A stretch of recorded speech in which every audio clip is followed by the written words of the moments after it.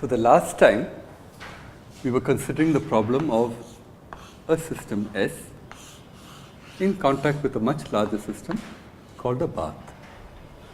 The system S had a certain number of states, and we asked what is the probability of finding the system in one such state in which the energy was E sub j. That was what we started off doing. And we wanted to arrive at this using statistical mechanics, which should be consistent with the laws of thermodynamics. So here is a question that we tried to answer. The way we did this was, we said, look, let's calculate the total number of states between here and here, use the relationship between the entropy, which is S equal to Kb, log the number of states, and then maximize S to find out what is the maximum number of states for the combination of the system and the bath. So let's just write down the final answer. The answer that we got with this was exponential of minus beta times Ej divided by a quantity called Z. I said Z was an object called a partition function, and the free energy F, in this case a Helmholtz free energy, because it depends upon T, the volume and the number of particles, was just minus kBT times the log of Z. So these were our main results. We said here is how we find the probability of any such state using this relationship here. This is the relationship between the free energy and Z. And of course, now that you know that once I tell you how to calculate a free energy, you can transform using Legendre transforms into any other fundamental relation that you want, because they're all equivalent. And now you know exactly how to go from one to the other. So in that sense, we've done a nice thing here in figuring out the relationship between specifying something at a microscopic level, telling you how many states there are and what their energies are, to finding out what is consistent, what is the consistent distribution over these microscopic states, such that all the principles or the ideas of thermodynamics are satisfied. Okay? So let's do this with a very simple problem first, and then we will go back here and do a little bit more with this. And that is a problem of something called a two-level system or a two-state system.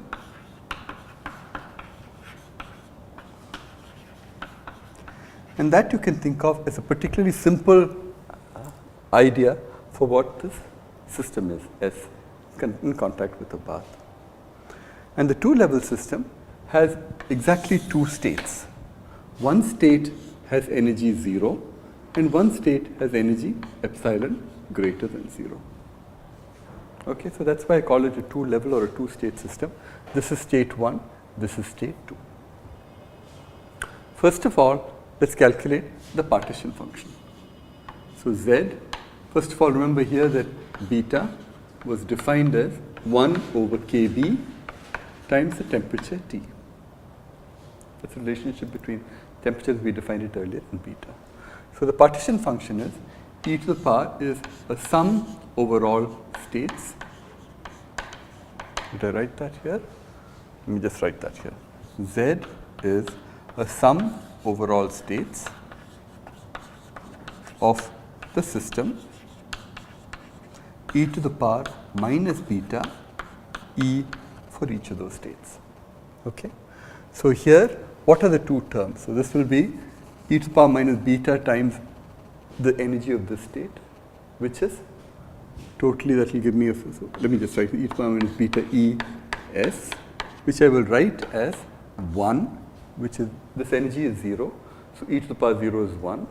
And this second term is plus e to the power minus beta times epsilon. Okay. So this is the partition function for this very simple model in which there are just two states of the system, or two energy levels available. Each energy level defines one unique state. Okay. So this side about the summation of this, does it include states for different states for the same energy level? No, so this is a sum over all states. So we'll just do that. We'll do that next as an example, just to make sure that we understand what we are. So from here, what is F? F is minus kBt times the log of this expression, 1 plus e to the power minus beta times epsilon. So now your free energy depends upon temperature. It also carries this quantity called epsilon. There is no volume and number of particles that are expressed explicitly here, because I just said there can be one particle either here or here, and that's the energy of the system. Okay? All right. So now let's just go to that particular problem that you were discussing. Suppose now I have one level at 0, but 3 states, or one state at 0, but 3 states with energy epsilon. Okay. So what do I do? Given my definitions here, how should I write the partition function? So Z equal to, can you tell me what it is? 1 plus e to the power minus beta epsilon yes, into 3. yes, exactly. Because there is one contribution from each of these levels here, these 3 levels, and then you have to just add them up together. So remember, it's very important that you understand that this Z is a sum over all possible states of the system. In this case, there are 4 states. There could be a particle here, or here, or here, or here. So there are 4 contributions, 3 plus 1, all with the right weight. Okay?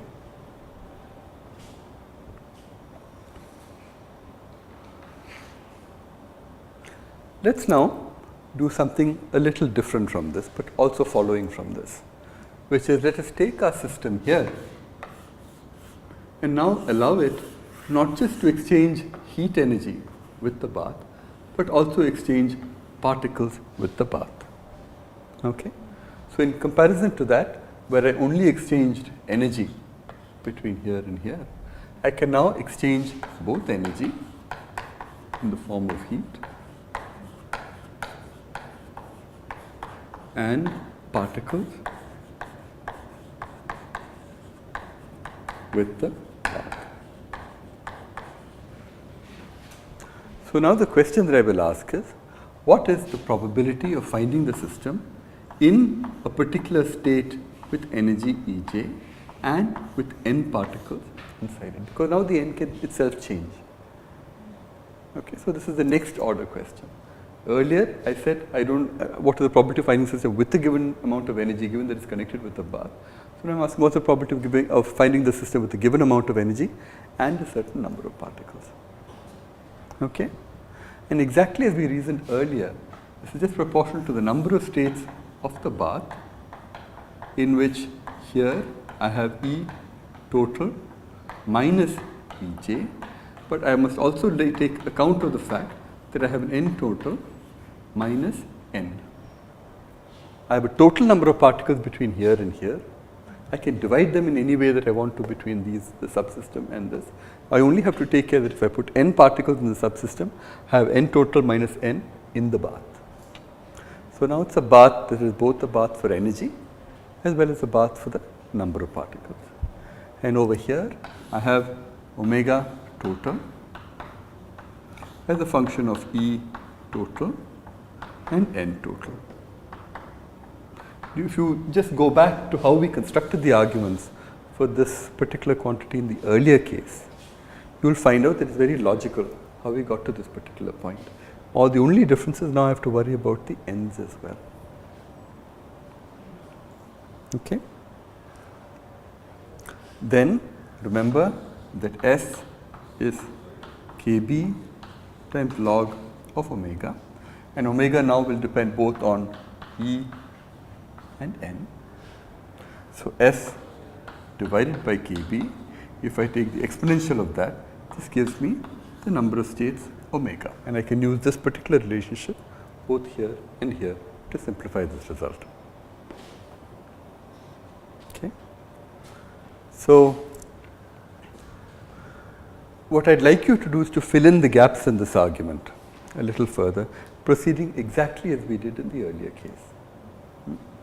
Just remember one additional point, that the chemical potential mu is Okay, let's not get to that quite yet.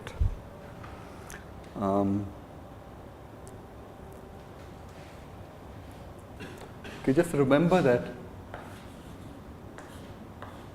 minus mu over T is delta S by delta U at fixed V, at fixed chemical potential, volume and energy. Yeah.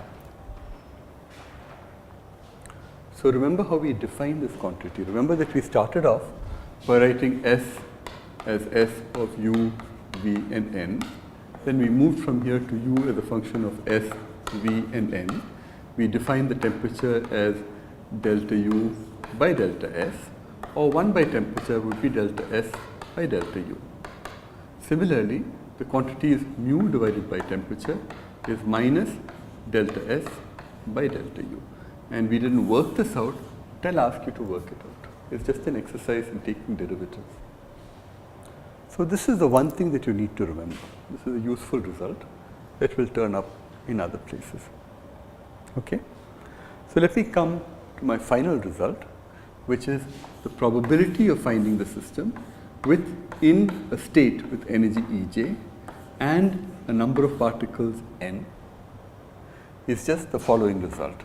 E to the power minus beta outside Ej minus mu times n divided by a quantity that we might call the grand partition function Z of G. Note the close similarity between this result and this result here. So this result is another useful result to remember. It logically, the way this is derived follows very much from the way that we derived the earlier result. Wherever there was omega, we put e to the power s over kb. We said let the bath have, we said the system has an average energy U, in which case the bath has an average energy of E total minus U. We just divided it. So similarly, if there is n here, I have n total minus n. N bar here, I have n total minus n bar is the average number of particles here in U. And then I can calculate this quantity in terms of taking derivatives of the S with respect to these quantities. So this is the final result. I just want you to see that this makes sense, because it's just a simple way of, a simple extension of this earlier result. We haven't actually derived it, but you can derive it very easily. Rather than spend time on it, I'll just show you this result. Now what we need to do, Zg is what is called a grand canonical partition function. And just as we wrote down, I'll just tell you what that is. Just as we wrote down the old partition function Z, which was a sum over all states of e to the power minus beta E for each of those states. Now we must sum over all states at a fixed n e to the power minus beta Es for n particles, and then we must do another sum, which is a sum over all n going from no particles in the subsystem to infinite particles in the subsystem. So this is this quantity that I call Z sub G, and over here I must multiply by e to the power beta times mu times n. It's the same thing as the last time. It's just there is just an additional sum over all possible n.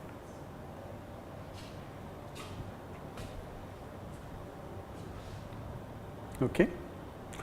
So from here, just as we derived f to be minus kBt times the log of z, we can define a new quantity, let's say the grand partition function, the grand free energy omega g, which is minus kBt times log of z sub g.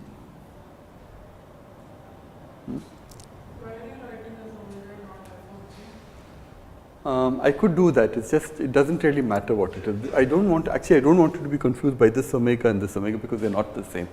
So maybe it is a good idea to call it what you suggest, which is just call it f sub g. But remember that this and this are not the same. And from f sub g, we can calculate the average number of particles is delta of f by delta of mu with a minus sign here. Again, where we get this from is you have to go back and remember your old expressions for the free energies and how to derive things from there.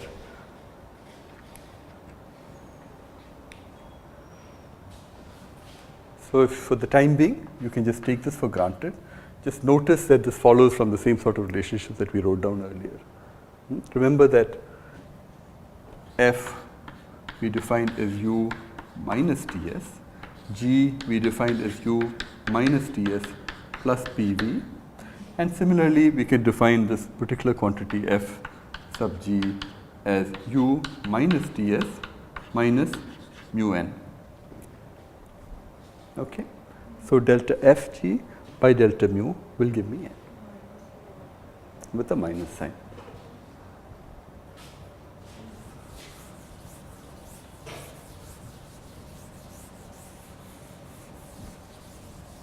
That is minus delta fg by delta mu. Yes, minus delta fg by delta mu will give me the average number of particles. And so let's just do that. And before we do that, let's see how we can try and understand this. So let's make some approximations here. That the E for n particles, the number of states for n particles, is just n times epsilon. It's just as though these all particles were independent of each other. I just put them independently into some state. So I just n times the energy for a single particle, epsilon. Let's just imagine that. This is almost always true if your system is very dilute. So we don't have to worry about the effects of interactions of particles with each other, which will certainly depend upon n in some way. Okay? If I do that, then I can write this in a particularly simple way. I can say that this z sub g is just a sum over capital N equal to 0 all the way up to infinity, e to the power minus beta times n times epsilon minus mu. Do you agree with that? All I have done is write this Es of n as n times epsilon, so that's n times epsilon there. Then this other term, beta mu n, I have taken the beta out, so the minus and minus will give me a plus. The n beta mu is a term that appears here. Is that okay? All I have done is say that if I assume that my n particle states, the energies of the state in which I have n particles is just n times the energy for a single particle, okay, which I can always do if the system is dilute enough that the interactions of the particles are not very important. If I do that, then I can write this expression here and I can put this back inside here. So this now becomes e to the power minus beta n times epsilon. So note that beta and n are common both here and here, so I can pull that out here. That I don't have to write a separate sum over all states of fixed n because that's automatically accounted for when I sum over n. I've already summed over fixed states by saying the energy of those states is just n times epsilon. So now this is just a sum over all state n equal to 0 to infinity, e to the power minus beta n times epsilon minus mu. Okay, just check. Is that clear? What about the second sigma? So now I'm saying I can combine both of these things because now they depend only upon n. Because they depend only upon n, I can retain only this sum because I've automatically counted all states with n particles. So now I have an expression like this, and this I can write for the n equal to 0, I just have 1. The n equal to 1, I have e to the power minus beta times epsilon minus mu. For n equal to 2, I have e to the power minus twice beta times epsilon minus mu, and so on all the way up to infinity. Okay. Look at the way these terms are structured. If I call this particular term x, I can call this term x squared, and higher order terms I can call in general x to the power n. You see that? Because e power minus beta epsilon minus mu squared just puts a factor of 2 there. So this expansion is just 1 plus x squared plus x cubed all the way up to infinity. Is that clear? Now these summations we can recognize because given that x, the modulus of x is less than 1, which is true because exponential of minus beta of something, okay, and provided this particular argument is positive, this will always be less than 1. So these particular terms we can add up. They can, in fact, you can add all of them up to infinity, and this just becomes 1 over 1 minus x. So this I hope you recognize or you've seen before. It's just a clever way of summing this particular series to give you a finite answer that looks like this. So now we can take this and put this back in that expression.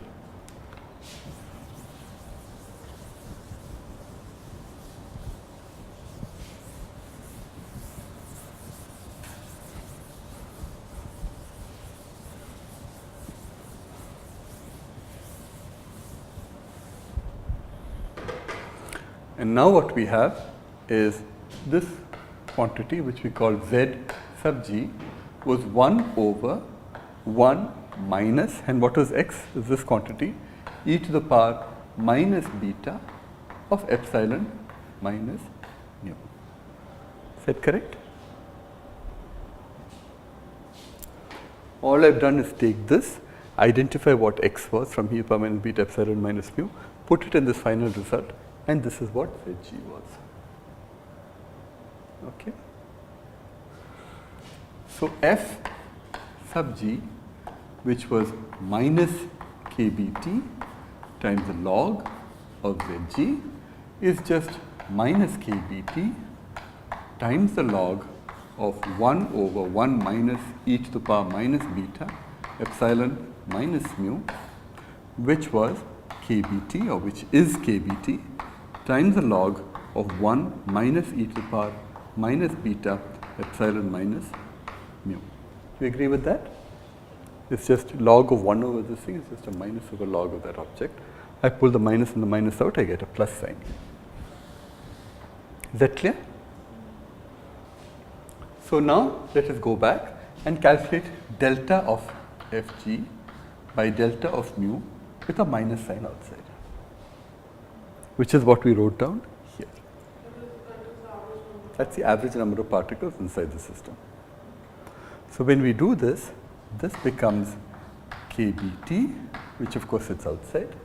When I take a derivative of the log, this becomes 1 over 1 minus e to the power minus beta epsilon minus mu.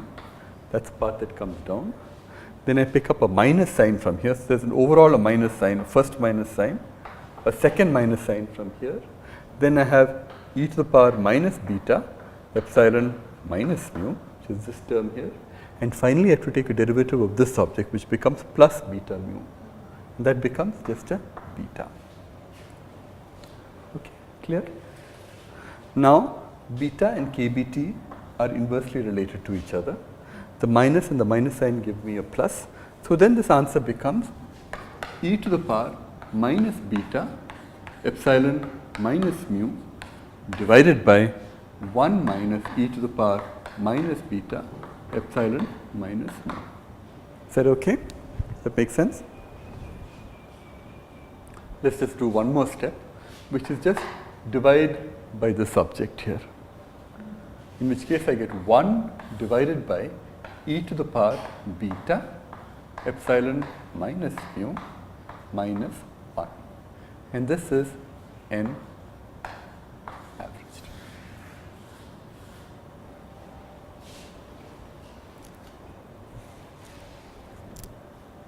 Okay? What does all of this mean? We're just slowly getting there. Having done this, we can, as you said, ask what does all of this mean? First of all, this is, we said that e to the power minus beta mu is less than 1. So e to the power plus beta epsilon minus mu is greater than 1. If the temperature is high, then this quantity it typically dominates over this particular quantity here. So this we can approximate as n average is approximately e to the power minus beta epsilon minus mu, because I've just taken this then put it up. I've said this dominates over this, therefore I can put this up here. Okay. So log of the average number of particles is just minus beta times epsilon minus mu.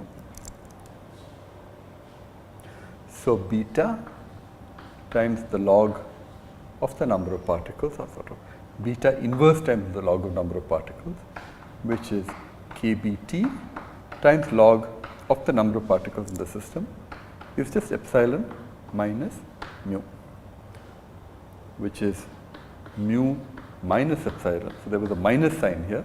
This is mu minus epsilon. Therefore, mu is epsilon plus kBt times log of n. That's our simple result. It's just algebra worked out on the board. But now you see that what is the meaning of mu? Mu is something that I can control. It's a dial that I can set just by controlling the number of particles in the bath. Okay. So this is the relationship between the number of particles I want in the system and the chemical potential, which is the dial that just as I turn a dial and change the temperature, I can imagine turning a dial and changing a chemical potential. And this tells me what is the relationship between a number of particles and a chemical potential. Okay? So this holds only if epsilon is like all the particles are at epsilon state. So we'll just do a little bit more and then I'll tell you what we, and just write that in a slightly different way.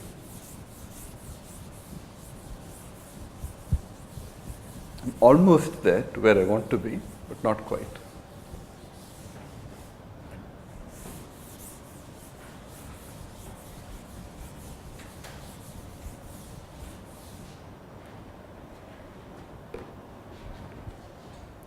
So let's start with that particular relationship, mu equal to epsilon plus kBt times the log of the number of particles n. Okay. Now to this, let me just add and subtract the same term, which is epsilon plus kBt log of n minus kBt times log of n0 plus kBt times the log of n0. You'll agree all I have done is add and subtract a term. So it's the same answer. Now I'm going to write this in a slightly different way, which is epsilon plus kBt times log of n0. Combine this in this term, and over here I will write kBt times the log of n divided by n0. It's the same thing. I've done nothing that's wrong. Now let me do another thing. Let me write epsilon plus kBt times log of n0. So the first term here is exactly there. I put the second term here, which is kBt times log of n divided by n0. And let me do the same trick again. Let me just add a plus kBt times the log of the volume of the system V minus kBt times the log of the volume. Again, I'm just adding and subtracting.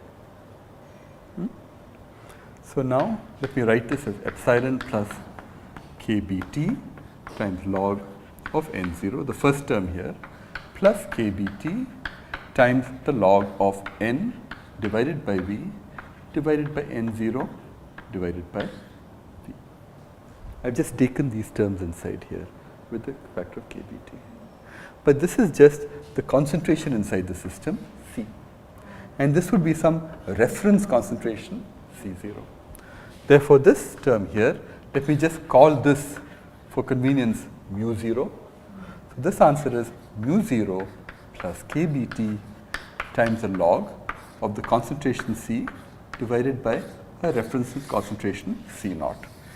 and this quantity gives me the mu. What is C naught? C naught is just some reference concentration. It doesn't matter what it is. And technically speaking, I could always combine it with one of these terms here. I just wanted to do this to make a particular point. That is, we always worried about n explicitly. But when we talk about large systems, we shouldn't worry about n. We should worry about the concentration. Because the only thing that really makes sense in the large system is if you can take the number of particles becoming very large, the volume becoming very large, but the concentration, which is n divided by v, becoming a constant. So wherever we have sensible expressions in thermodynamics, they should only contain the concentration within them, not the number of particles in the volume differently. Okay. So now we have now obtained an understanding of how to write a chemical potential mu in terms of the concentration inside the system. So far these have all been mathematical results that we wrote down, motivated by thinking about this problem. But now we should start thinking about how to apply it to objects that are interesting, to calculate more. And there has not been much biophysics in this class for the last 2 to 3 lectures, but now we should go back and try and put back biological requirements and see where all of this huge superstructure fits in. So for that, let's start discussing something that is called a Monod Weyman Changeau model. So this, yes, so this is, I'll just shorten it to MWC model. These are, this refers to a sequence of papers written in 1963 and 1965 by the following scientists. So Monod was a very famous Nobel Prize winner who worked a lot on E. coli and the regulation in E. coli. Changeau is, I think he's still living. He's a very well-known neuroscientist in Paris. And Weyman died some years ago. Okay. So the MWC model is particularly important because of a concept that they introduced called indirect regulation. And we've come to understand more recently that this is a very general way of describing a whole bunch of different models for lots of different things.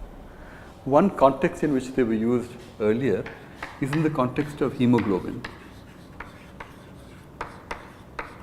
And understanding the behavior of the hemoglobin molecule as it takes in oxygen.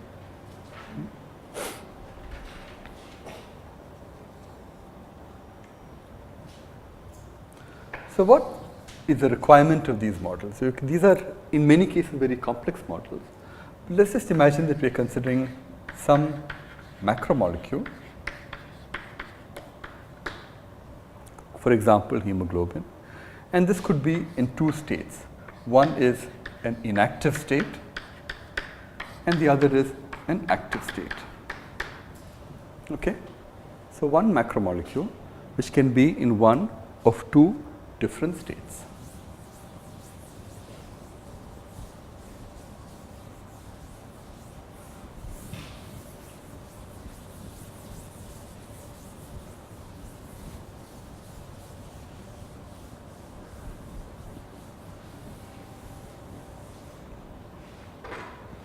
In addition,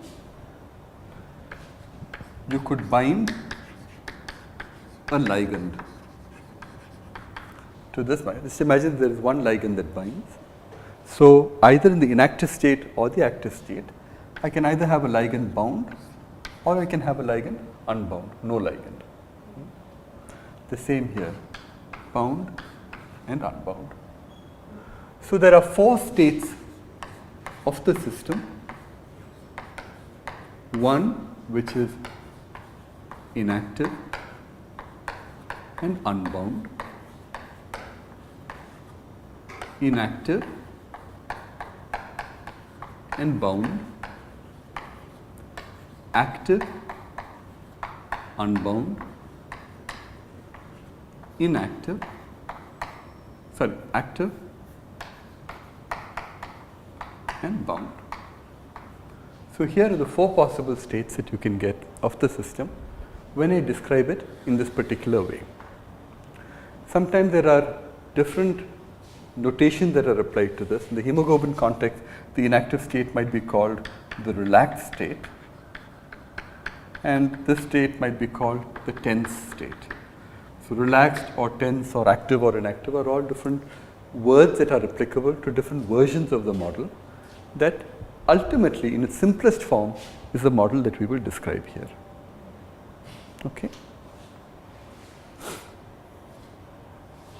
Binding and ligand means ligand. A ligand is a small molecule, so typically one will have, suppose this is your molecule, your macromolecule of interest. It has some receptor here which can bind or not bind a particular small molecule. The molecule that binds is called a ligand. The site to which it binds is called a receptor in this case. Okay. So the inactive unbound with this picture might look a little bit like this. The inactive bound state might look like this. This is just my cartoon impression of what these states would look like.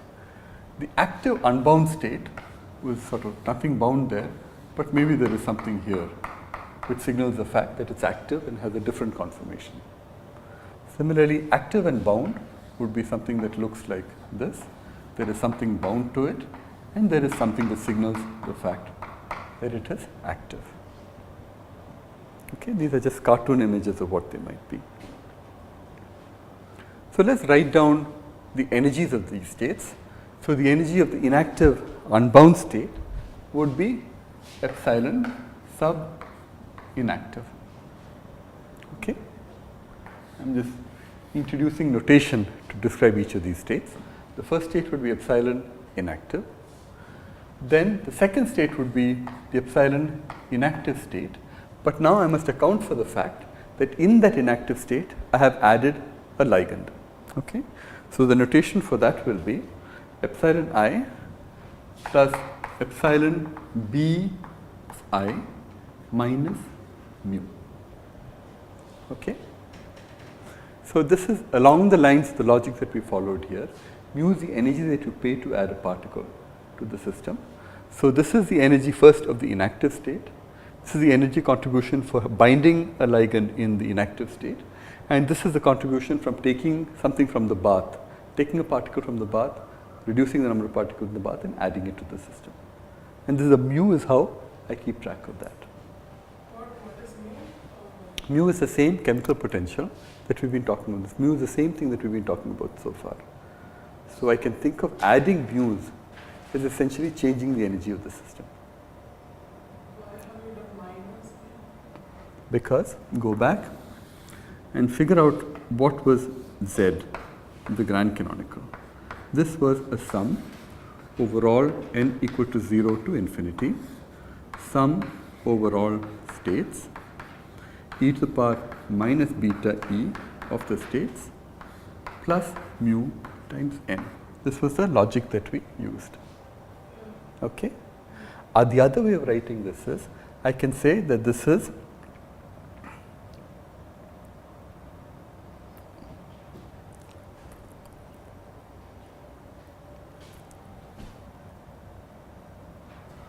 Is that what I wrote down earlier? Yeah. I can say that adding a particle to Minus this, mu. that should be a minus, correct, yeah, that's what is confusing me. So this is like saying every time I add a particle, suppose I add n particles, it's like reducing the this quantity. If I think of all of this as an energy, this is like reducing that energy by a factor proportional to n. So if there's one particle, it takes this quantity which is initially Es and reduces, makes it Es minus mu. That's essentially why I have that minus mu there. So you are considering just one particle. That's why it's mu. We're considering only one particle because there's only one particle that can be bound. If there are 3 or 4 particles, there will be 3 mu there. If I bind 3 particles there. I'm only considering the case where the receptor can bind just a single particle. Similarly, for the active unbound case, I have epsilon active and no contribution from anything else because there is nothing bound. Finally, for the active bound case, I have epsilon for the active plus epsilon bound in the active state minus mu. So that's one energy, this is another energy, this is a third energy, and this is a fourth energy. Okay?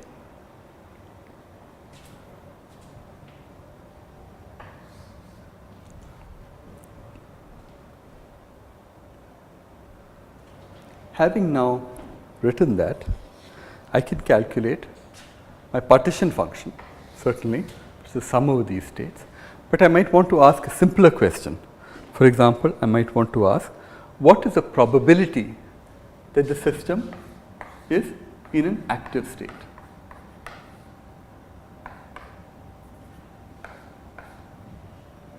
Okay? The probability that the system is an active state in the numerator must have the two terms that correspond to the active part of it. Okay? So that is e to the power beta minus beta times epsilon a plus e to the power minus beta epsilon a, the first term here, plus epsilon a bound minus mu. You agree to that? It's just adding up the probabilities. Let me put the denominator in and then we can discuss where these terms come from. So this would be e to the power beta minus beta epsilon I plus e to the power minus beta epsilon I plus epsilon b, small b I minus mu plus e to the power minus beta epsilon a plus e to the power minus beta epsilon a plus epsilon a sub bound minus mu. Okay? So what did I do here? Essentially, first of all, I wrote down this object here is the partition function z. It's just the sum over states with the energies of these different states. There are four possible states. So the sum over state, this is refers to the first state, this refers to the second state, this refers to the third state, this refers to the fourth state. The first term here, which is this divided by this, is the probability of finding it in the active state in which there is nothing bound. The second term here corresponds to finding it in the active state where something is bound.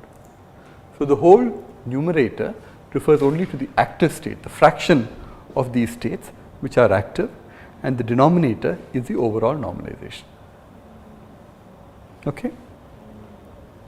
So now let's just simplify this a little bit and write this as e to the power minus beta epsilon a into 1 plus e to the power minus beta times epsilon ba minus mu. There's one term on the top. The term on the bottom is e to the power minus beta epsilon I times 1 plus e to the power minus beta epsilon b I minus mu. That's the first term here. And then the second term is plus e to the power, same term is here, minus beta epsilon a into 1 plus e to the power minus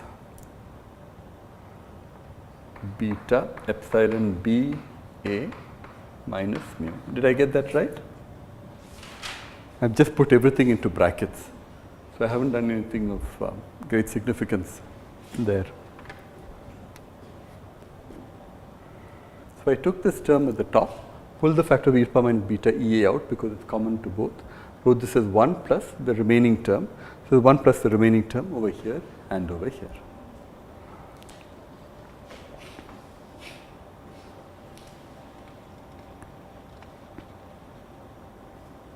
Okay?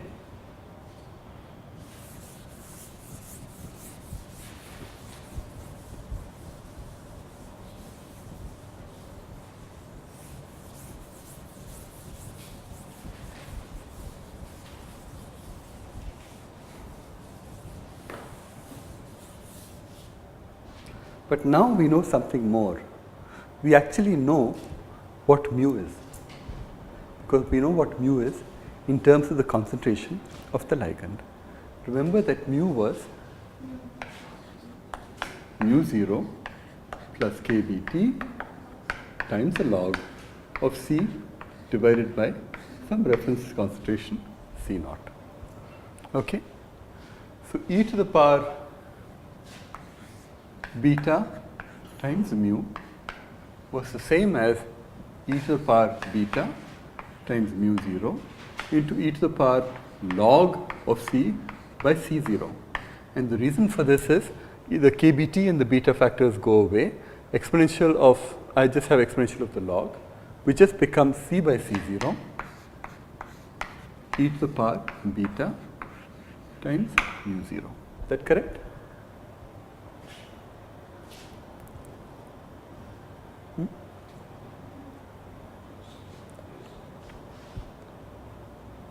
Why have we done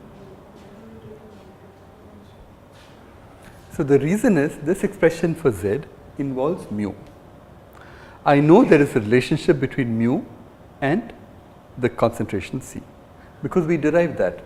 We wrote down an expression that related mu here to the concentration C. Now we want to put it back because now we want to write everything in terms of the concentration. The chemical potential is a little harder for me to have intuition for, but the concentration I know how to control. Okay? So let's just put that back to all of these terms, and then I will get the partition function Z, or more than the partition function, let's just write the probability of the system being in an active state is just the first term there, e to the power minus beta epsilon active into 1 plus e to the power minus beta, what is that term? Epsilon sub b active, and then I have e to the power minus beta mu. Minus beta into minus mu, which is e to the power beta mu. So this becomes C divided by C0 into e to the power beta times mu 0. You agree with that? All I have done is taken this term here and put it inside that particular term. And now I have something at the bottom as well to worry about. So this is e to the power minus beta epsilon I times 1 plus e to the power minus beta epsilon b for the inactive state, and then the same relationship that I had there, which is C divided by 0 e to the power plus beta mu 0. That's the first term. Okay, all I've done is substitute for e to the power beta times mu here. And the second term is plus e to the power minus beta epsilon a outside into 1 plus e to the power minus beta epsilon b active C divided by C0 e to the power beta mu 0. Is that all right?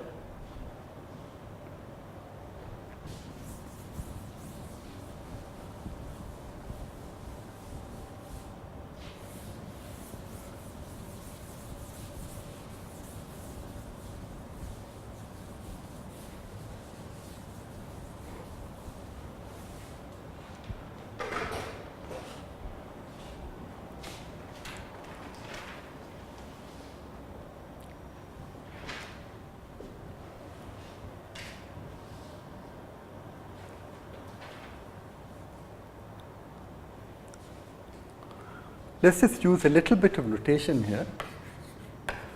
And that notation is K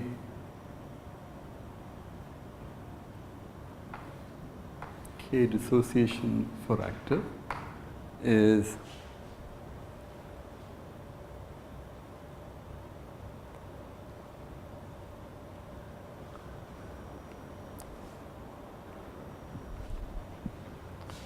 C0 e to the power beta epsilon b active minus mu 0. And similarly, so I should put a capital A here, K sub d of inactive is C0 exponential of beta epsilon b inactive minus mu 0. Okay. Finally, let me use the quantity L, which is e to the power minus beta epsilon A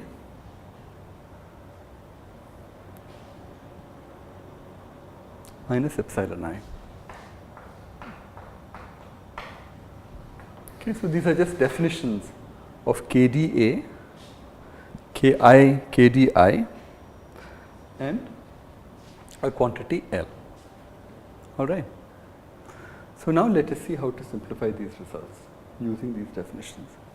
First of all, this term here, if I combine this, these two terms here, this becomes exponential of minus beta epsilon A B minus mu 0.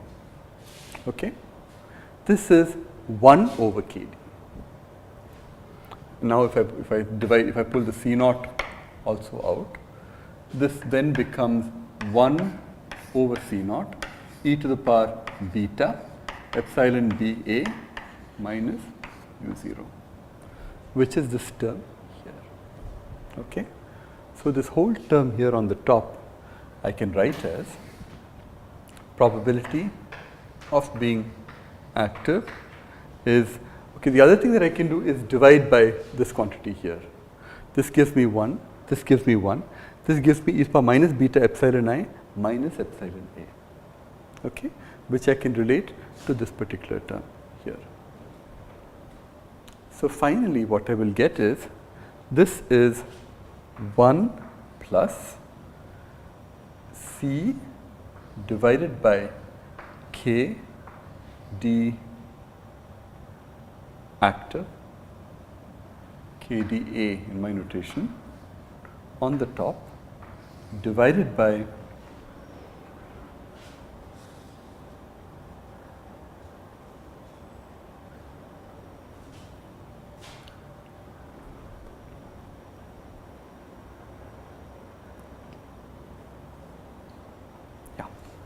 the same term 1 plus C divided by Kd active plus L times 1 plus C divided by Kd inactive, which is this term here.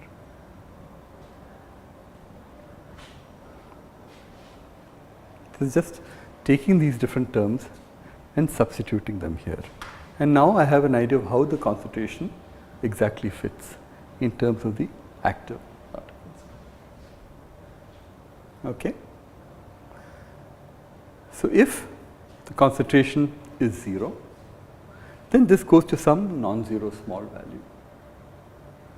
If the concentration becomes very large, then I can neglect this in favor of this in favor, each of these terms involving the concentration in favor of the ones, and then the concentration cancels out from top and bottom. So at large concentrations, it's roughly independent of concentration and goes to some fixed value. At small concentration, it increases, it again goes to finite value, but then from which it increases. So roughly speaking, if I was to write this quantity P active here, and P active is the fraction of active which starts at 0, goes to 1, and over here I might choose to have a log scale here. So here I have log C in terms of some reference concentration here. So then the curve that I would get is a curve that would sort of look like that, roughly speaking. So this might be 10 to the power minus 3, 10 to the power minus 2, 10 to the power minus 1, 1, 10, 100, in whatever appropriate units are there for C divided by C naught, which is the dimensionless quantity. What is KDA, KDI? So right now, one can say that if I have data, for example, if I had data that told me what is the fraction of active macromolecules in my sample, as a function of something that I change, which is the log of the concentration divided by the reference concentration, that would give me some set of points here.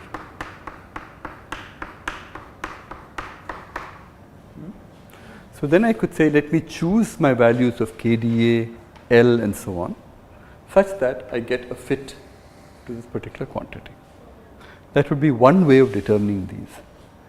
The other way of determining these is that the definitions of L, KDI, KDA are actually biochemical or thermodynamic definitions. So they refer to the rate of dissociation of the ligand from the receptor. So these can be calculated in independent ways and put in. So maybe there is not too much of fitting to do because some of these are already calculated for you. They will always, the probability will always look like this with the concentration. In this particular way, it will always look like this. But of course, then you can ask, what does experiment say? And experimentally, maybe you might have a system that actually looks like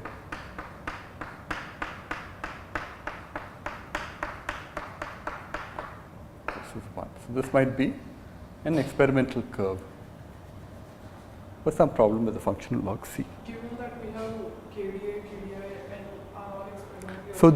So this is one particular approximation in which we have not bothered very seriously about how the epsilon b's, the epsilon i's, etc. These particular quantities, epsilon bi, epsilon ba, depend upon each other.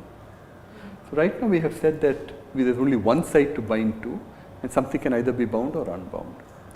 But an interesting additional situation might be where you have, say, not just one site, but you have something that looks like this. So now there are three possible sites. One site here, one site here, and one site here. Okay? So earlier we said there's only one state, but now there can be three. The energies of these states, so this would be a case where there are three bound. So in addition to that, you might have states in which you have, say, this, let me just draw this here, not very well, but let me just draw this. Maybe this is bound, but these two are unbound. So there are many states that you can have. One is this, with this here, here, here. So there are three such states. And then there are three such states where you have two of them. Two are here, and two are here. What does active is here? So right now, active, this is just binding, unbinding. Activity is an additional property, which earlier we showed to be something like this. So the amount of activity could depend upon the number of bound ligands. It's also possible that binding one of these ligands makes it much more favorable for more ligands to bind. That is what is called cooperativity. Yes, earlier activity gives any movement also. Is it so? No, what happens is that these can change their conformation so that they can participate more easily in in chemical reactions or in any biophysical processes. Even for that, a different entity has to come. No, it's not necessary because even in our earlier model, we said even if there was a sort of unbound, we said this is bound or unbound.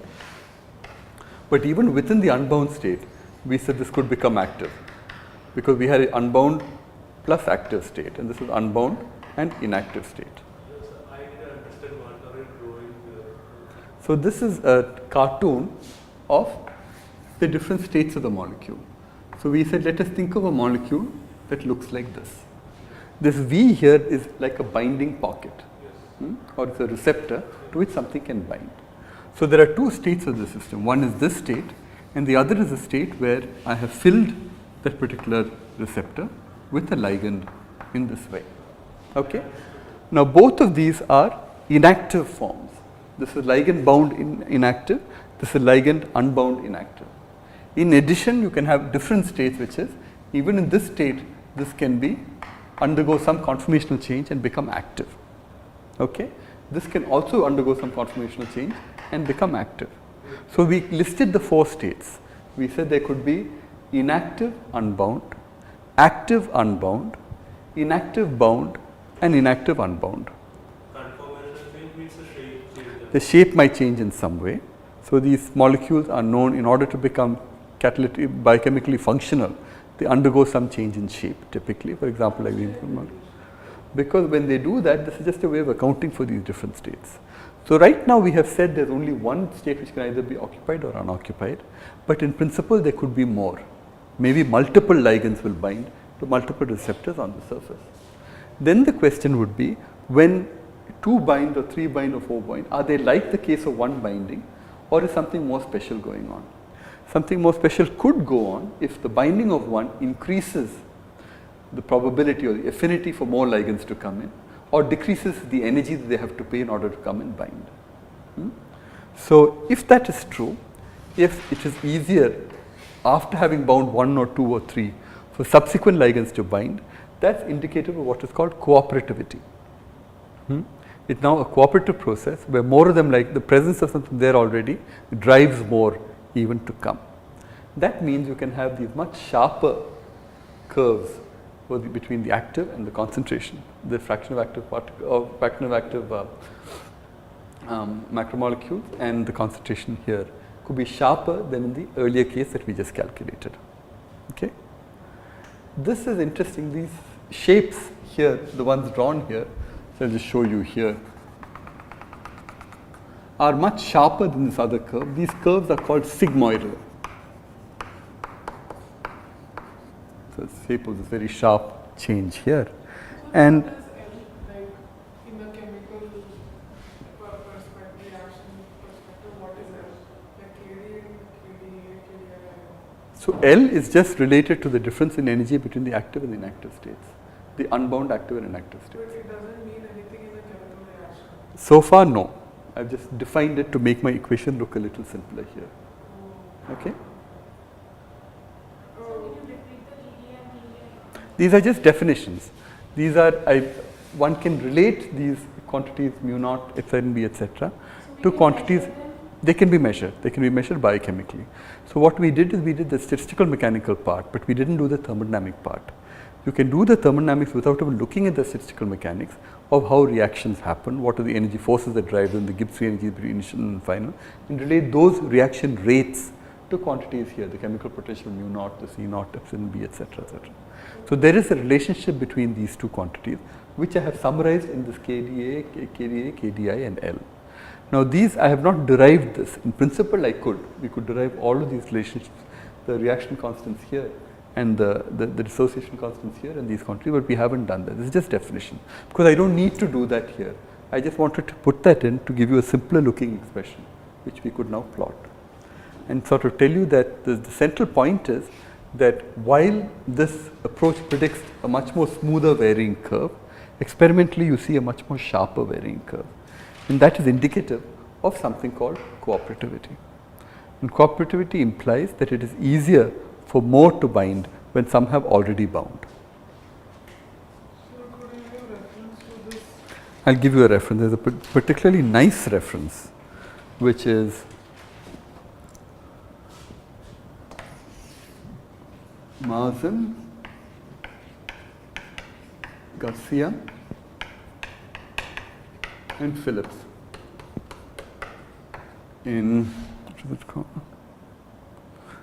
Journal of Molecular Biology, 2013. And what I will do is I can just mail this to you. I can just send it to you so that you can have a look at it. Also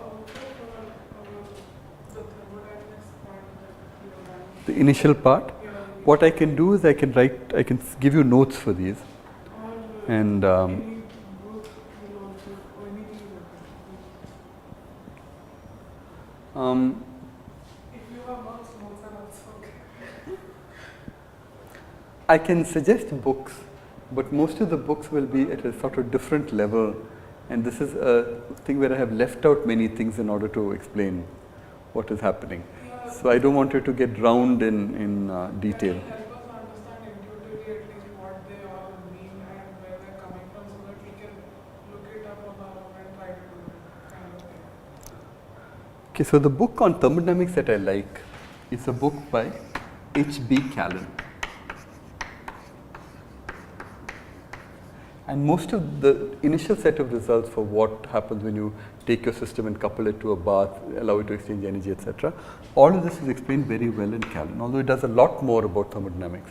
The book is called Thermodynamics: An Introduction to Statistics. So that is a good place to read about all of this stuff.